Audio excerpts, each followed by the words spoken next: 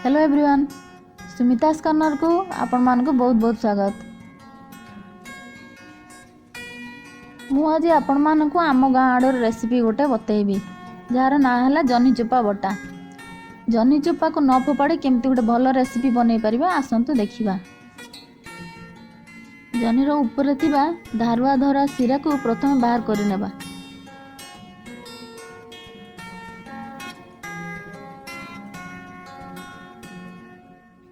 तापर तार चोपा बाहर कर नेबा। जनी कषि थिले बहुत भल, कषि जनीर चोपा बेसी भल लगे। मु देखंतु केमती बाहर करूची। देखंतु हमर जनी चोपा सब बाहर कर नेली। जनी चोपा को भल भाबे धोई छोट छोट खंड करी काटी नेबा। प्रथम कढ़ई गरम हवा देबा आ सेतिरे तेल पकेबा।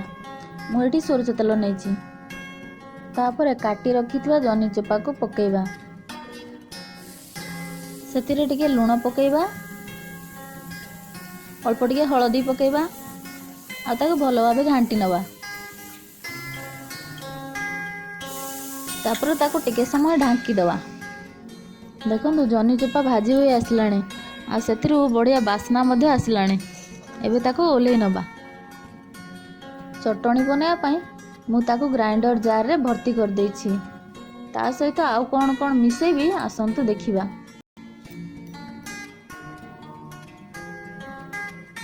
मु एठी 3-4 पाखुड़ा रसुण, छोट पियाज, अल्प टिके जीरा आ गोटे कंचा लंका नैछि। नैथिबा सब सामग्री को एथिरे पकेबा। अल्प टिके पानी देई ताको भल भाबे ग्राइंडिंग कर दवा। ग्राइंडिंग होला पर देखंतु हमर चटणी टी केमती देखाउची, पूरा ग्रीन ग्रीन। ए चटणी को आपण शिଳରେ मध्य बाटी पारिबे। एथर जनी चोपा को न फोपाड़ी की एमती गोटे सुंदर आइटम बनातु, निजे खातु और अन्य मान को खुआतु। मते कमेंट करी जणातु केमती लागिला। रहिली, धन्यवाद।